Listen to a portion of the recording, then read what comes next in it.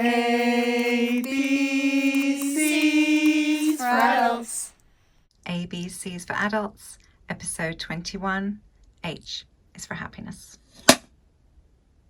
Hey guys, welcome to another episode of ABCs for adults. So today we're starting H, and as we learned in school, H is for heart, but it's also for happiness.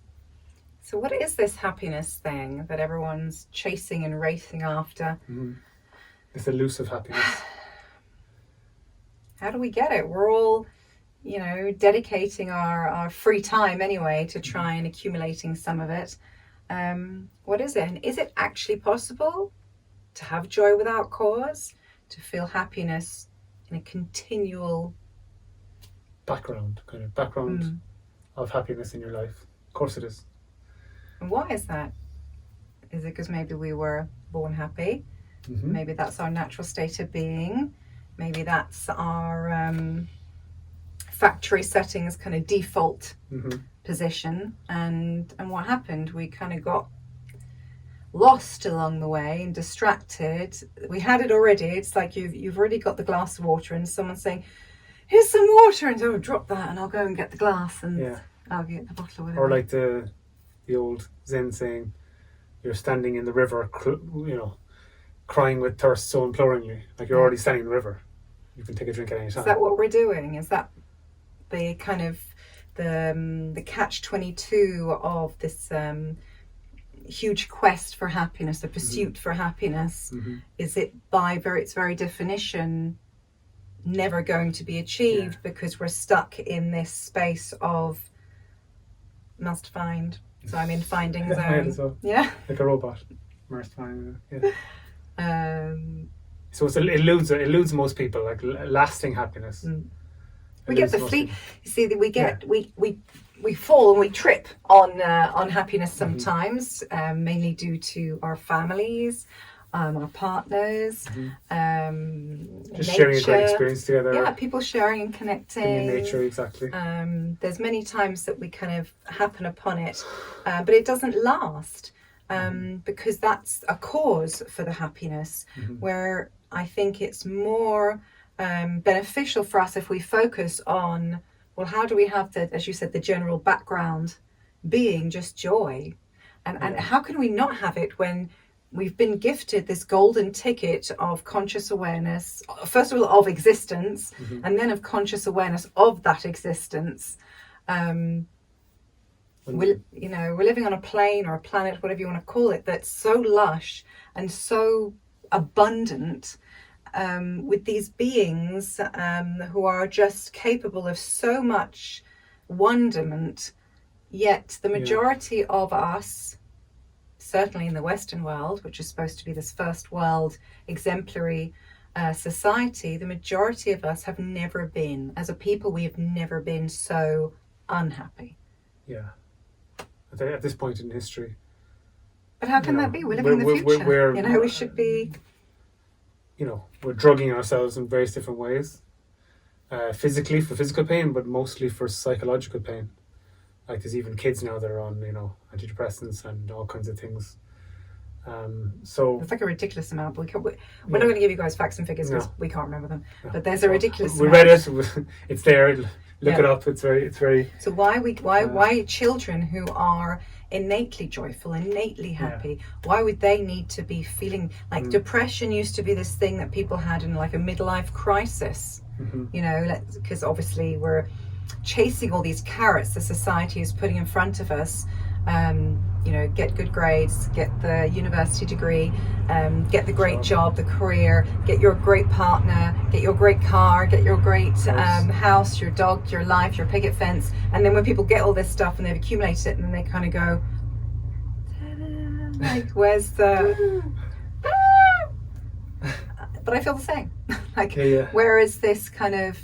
crossing this finishing line? You've done it, you've made it, now you get to be happy. And that's kind of also the issue that we've put into our heads, is we've set a date for happiness. When I achieve this, when I get this, when this is accumulated, then I'll be happy, then I can relax. But whenever we get to that crossing line, there's always something else that we're putting. So we managed to do this, we managed to raise our kids, and then they go through the same mill, and then it keeps going. So we never actually get to a point where we can go, put the brakes on and say, hold on, like right now, the only place where happiness is actually available for us is right now, in the current moment. That's why it eludes us, because we look for it in the future. Like, you never get to the future except in the present moment. So if we keep putting it as happiness is in the future, then we never actually get to it. So we need to take care more of the what's happy now, because it's the only place we can access it. It's the only place where things are unfolding and we can connect. So how do we do that? How do we do that? Oh, it's so simple. Tell us, Jack. Well, first of all, we have to remove the things that stand in the way of happiness, the impediments to happiness. And as Francesca was saying there, like all these things that are set up. Well, the roads that we have been told lead to happiness. We have been sold... It's a big business. Big business. We've been sold these maps, and they're a big business, and everyone's like, this is the road to happiness, ching ching. And it's like, we get there and we're like, well, this is the exact same as where we were before. I've just got a lighter wallet. So we're being sold all these... We can use the cake analogy that we've used before. So we're being sold a lie. Toppings. Because our first primary sense, and the one we use the most, is our visual sense. So we're, unfortunately, because that's, even though that shouldn't be it should be our sixth sense, that's our main sense. But anyway, this is our main sense. And so we see everything, just the appearance of everything. So we're kind of dealing in appearances. So, when somebody has a photograph of two different cakes, and social media has taken this to the extremes. You've got two different cupcakes, and one has all the kind of fanfare and this crazy amount of icing, and it's done really beautifully, and all these sparkles and sparkles on top of the sparkles, and little kind of candles and sparkly, everything's just like fireworks coming out of it. And the other one's just like this plain cake, little muffin. We've been so bred to kind of be attracted to the shiny, sparkly things, whereas it might taste terrible. Like the most important thing in life is to actually get the cake right. And we've been sold this idea that it's not about the cake, it's about what the cake looks like, what it appears to be. It's not about what things are, it's what they appear to be. So again, social media plays into this idea that if we appear to be happy, successful, living a dream life, then kind of by default, if we've got hundreds of thousands of people believing that lie, then sometimes it's a truth. Like they always say, lies kind of travel faster than truth, and enough people who say it makes it truth, but it doesn't really. And so we haven't been taught how to bake our cake. Like, what are the ingredients in this happiness bun? Like we're being taught to be decorators rather than cake makers. And bakers, And bakers. And obviously you need a certain amount of needs to be fulfilled before you can relax and be at peace and be happy. So like, shelter over your head, like enough food, enough water, clean water, love in your life, health obviously is a big one because it affects everything else. Yeah. And then there's the wants, and it's the wants that are basically, mind-made concepts, mind-made traps. Like they say, like, that happiness is beyond desire. It's hidden in behind the desires. Yeah. Like people tend to, feel such happiness when they achieve a goal or they acquire a certain physical object, and they tie that event or that object to their happiness. But it's not that. The irritation of the desire. You're like, I have to have that thing, or I have to blah, blah, blah. It doesn't matter if it's a physical thing or whatever. Or it could be a donut, or it could be a car. It could be like that irritation disappears. Like desire is actually, I think we covered this in deeper desire, didn't we? Is an irritation. So when that desire drops, you feel the relief that you're no longer burdened for desire for, I think, about 90 seconds. And then you feel that relief, and the relief you tie then to erroneously to the thing that you have acquired. So if it's a desire, it's not like becoming a Vulcan and having no desire in your life. It's about enjoying things as they happen, as they happen for what they are, and not setting too much into the future, these massive things that have to be achieved or acquired in order to make us happy. Because you can be happy right now, if you have your cake made correctly, which is having all the basics right, and also kind of, self-reflection that the cake is baked inside of you. It's all in between the ears, as many people have said before, and it really makes that difference. So if you're concentrating on, seeing the positive of life, being connecting, having empathy, mindfulness, being able to relax, being able to go through all of your past, to get over and move beyond your past traumas and all the mindfulness stuff, then your cake is good, and you don't need the sprinkles and the sparklies and the icing and all this stuff, which, to be honest, isn't the best for you anyway. I mean, gosh, it's like, if you're going to eat a cupcake, like, the cake isn't actually terrible for you. It's all the jimmery jams all over it. So if we can get out of that kind of addiction to then, filling the hole with all these things, and realize that they will never be filled, that we will never have a good cake, no matter what it looks like, if the actual cake is not nice itself. There's a hole in the middle of it. We're trying to fill it with icing or whatever to make it taste better. Nice. But it's like, wouldn't it be better to just make the cake properly? Yeah. And so that's like skillful living. It's like living skillfully is building, your avatar to be the most relaxed one to inhabit. Yeah. And being able to, I think, also to find, people are saying, well, how can I be happy? I have no job, or I hate my job, and I have no money, and we're living in a money-centric world, which is unfortunate, and I haven't got a partner, or I don't like the partner I'm with, or a multitude of different weights pulling you down.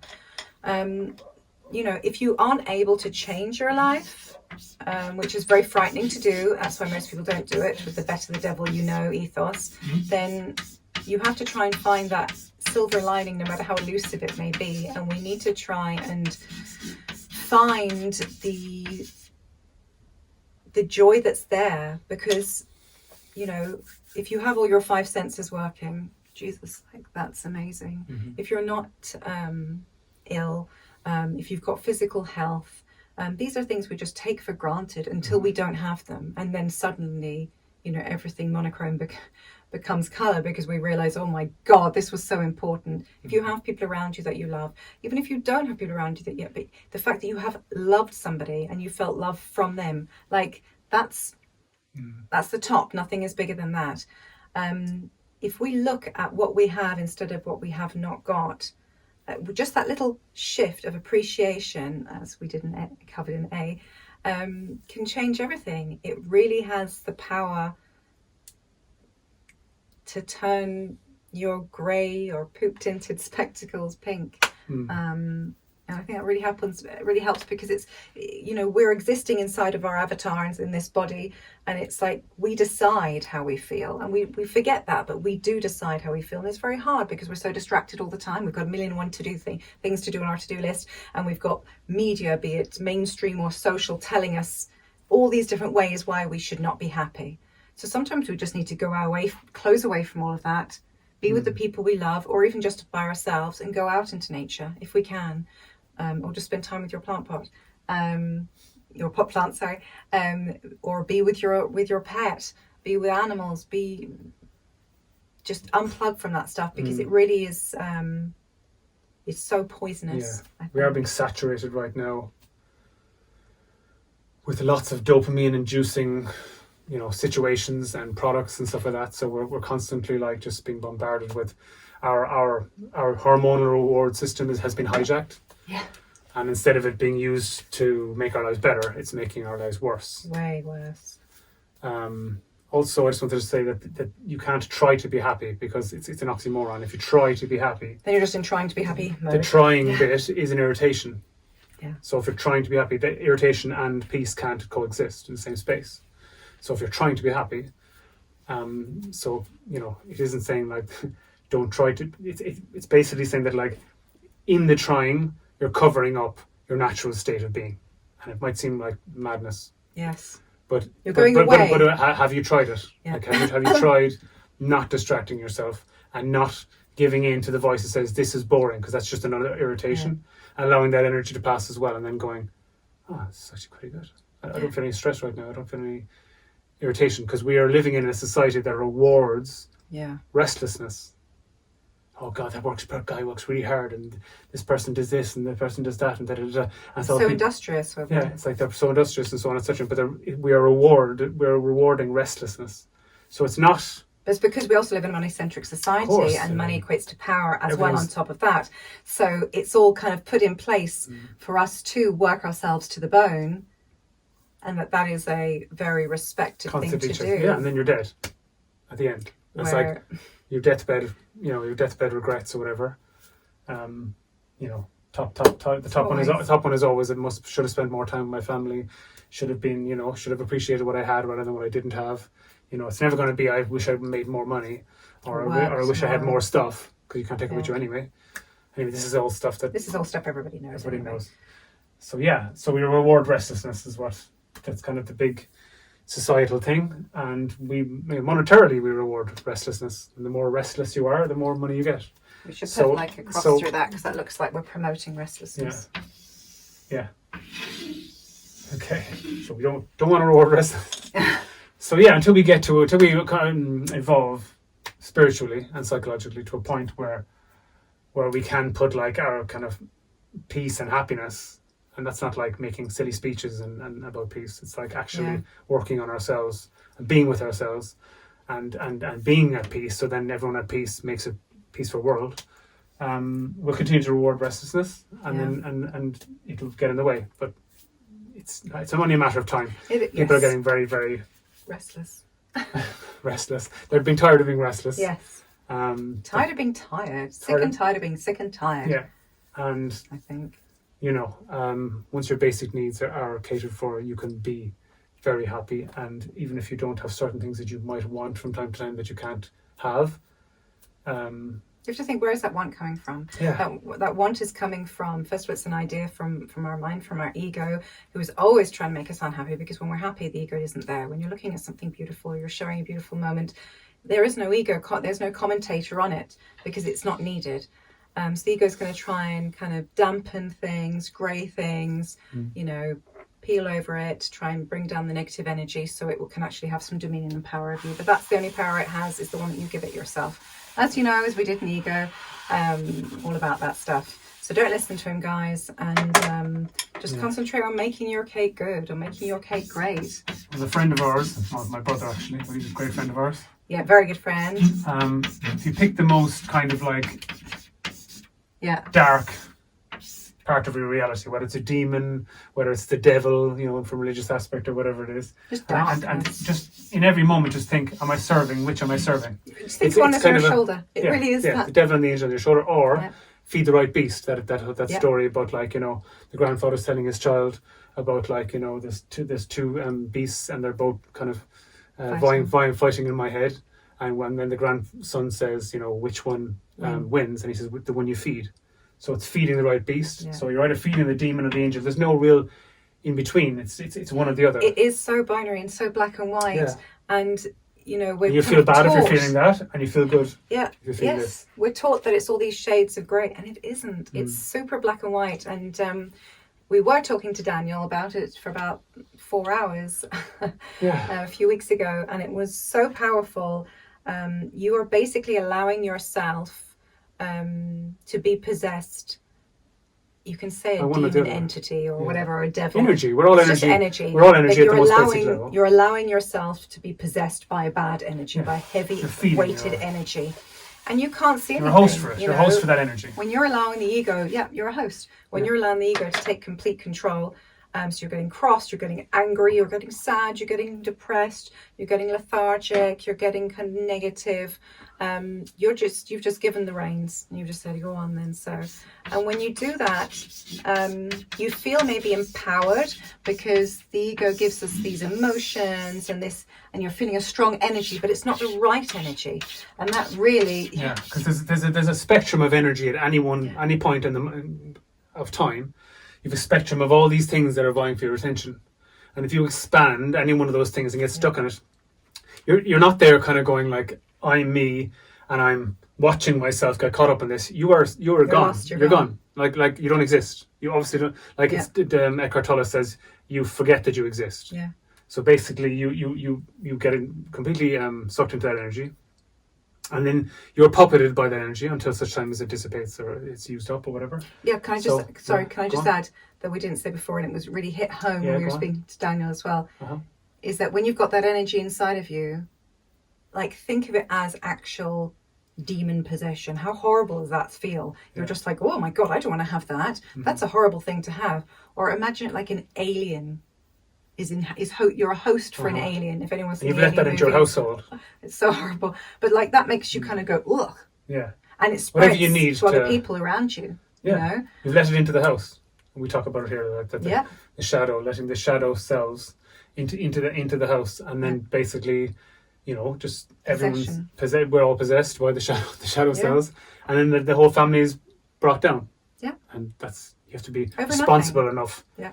To strengthen your spiritual sentinels, so to speak, to recognize, to see that you're being possessed by this energy, whether it's a demon or the angel, let's say the demon, and that takes you over, and then it's infectious. It spreads. It's the only real virus that exists. Is that which is a bad energy that spreads to other people. So if you expand any of those energies, especially those two, it just engulfs you. It swallows you up like cling film, and you're just wrapped in it, and you're not there. You're not there when that's happening. No, you've been knocked out. You're not conscious. Everyone experiences this regularly on a daily basis. We're being put into comas by negative energy. Energy comas, like you're just energy coma. Yeah, you're stuffed into it. So that's the antidote, if you like. Is just becoming again the awareness thing. A is for awareness. That's why it's the very, very first one. Becoming aware of the energy that you are hosting. Yeah. And just if you're feeling irritated, just go, okay, what energy is hosting me right now? And then you just become more adept at catching it. Yeah. And so if you do that, and then you've given, you've checked your energy temperature, and you've gone, well, I don't want to have this bad vibe, and you just go and you make the change. You go really being with nature. If you're able to be anywhere near nature or near animals, or children, or your loved ones, that's such a kind of pure and healing space. But even just closing your eyes and meditating, what is meditating? You're just closing your eyes and just opening yourself up as much as possible. Just feeling your body and your mind. Just being very aware of whatever you want, or daydreaming. We're very pro daydreaming on this channel, and we don't daydream enough. We're just looking at a window as the rain is falling on it. There are so many beautiful things in every moment. We just need to find that. We need to find each moment's best side, and give it ours and connect that way. Happiness angle, you call it. Happiness angle, yes. Yeah. And so if we can do that with energy, and we can have the good vibes, the angel, we're listening to the angel on our shoulder. We're being our light self, the really bit of what we really are, which is just love and light inside. It's not just some kind of hippy dippy new age type thing. It really is what we actually are made of. There is actually no darkness. It's just the absence of light. That's just shaded light. It's just the forgetting of light. That feeling is the darkness, but there is actually no technical energy of darkness. It's just the absence of light. It's just like people say. Remember, I heard someone say once, hell is the absence of love. Yeah. It's just forgetting about love. You just forget about love, and then you're in hell. Yeah. And hell is only possible in the absence of love. When love is present, it just obliterates. It just deletes it, just like a tiny little pinprick of light. Yeah. Deletes darkness, a dark room. It just you can see. You'll never win. Spoiler alert, light wins in the end. Yeah. So no matter what's going on in your life right now, no matter what's going on outside your window, or through a screen, or in the world right now, this is just a part of our journey. And we really believe that we're going to be, as a globe, we're going to get to this place of a global awakened state where we are enlightened. The Great Awakening is what it's been called. It's really happening right now. More and more people are waking up to it's just so exciting, the fallacy of how things are being run, and that fact that you can have something as simple as like, I found that oil field, so I own that. It's like it all belongs to everyone. Like it's all our resources, and then someone just stamps it and goes, okay, I found that, so therefore it's literally babies in a kindergarten. We're being ruled by babies go mind. And then that's it, and it's and because of the corruption of the legal system, it's like, oh yeah, that's allowed. It's like, hold on a second, surely that's all of ours. But we need to get to a place because you can turn around, you can say, well, the government could just take over big things like that. But then the government's so corrupt as well. And why is the government corrupt? Because the people in it are corrupt. Why they're corrupt? Because human beings are still corruptible, because they're having the negative energy inhabit them. So all these horrible things that you hear about that goes on in the halls of well, not really quite justice, or in, I just heard of a club happening under Wall Street, and I won't go into it. Anyway, all these terrible things that are happening, these poor people are so starved for connection, so thirsty for love, for connection. so thirsty. Yes. Thank you very much. I'll have a little bit of tea. That they're looking for love in all the wrong places. They're trying to fill this, as Daniel said, God-shaped hole in your heart. With whatever they can find, and you just trying can't. to jumpstart the hormonal reward system. Yeah. You're always going to feel more empty than when you started before, no matter what. Because it has a biochemical saturation point. There's no way that you can win that. You're eventually going to run out of dopamine. Yeah. and your cells, And then you're just going to be left feeling just icky and like horrible. lab rats have been like shown to press on the pedal that gives them feeds and stimulates dopamine producing Receptors areas in in the the brain, brain, and then they'll forego like sex, food, everything just to feel that feeling, and they'll die like from starvation. So that's how strong dopamine is. So we need to be very aware of that. Like there's a safety valve in place for a reason. Otherwise, we just eat ourselves to death, or continue doing stuff that and never. It's like, this works forever. If it worked forever, then people would just keep doing it and they never do anything. Then we wouldn't do anything. The whole point we have 7 colors of the rainbow. There's all the 4 seasons. This is the whole thing. Everybody's so different. We all like different things. That's what's the beauty of nature, It's just, everything is wonderful. And so this is getting a bit of a long video, guys. So basically we'll wrap it up with happiness should not be elusive. We have it all the time. If we take away all the walls in between, the things obstructing ourselves, and stop trying to chase something that we already have in our back pocket. We've already got it all the time. You've got it. Everyone's got it. Everyone's got it. You're already happy. You're already, when you really go down to it, when we speak about happiness, when we speak about enlightenment, we're already there. Like we're here already. You're here with us right now. Isn't it wonderful? Just start using a friend of ours using that phrase. Isn't it wonderful? Isn't it wonderful? And don't let the mind interfere with why it's wonderful. Isn't it wonderful? Isn't it wonderful? It's great. It is. It is wonderful. Everything is wonderful, and it's going to get a whole lot more wonderful. For sure. So come along with us for the ride, and as always, thank you for comments and thanks for your time, and just sending good vibes, love, light, happiness, and we'll see you next week. Ciao for now. Take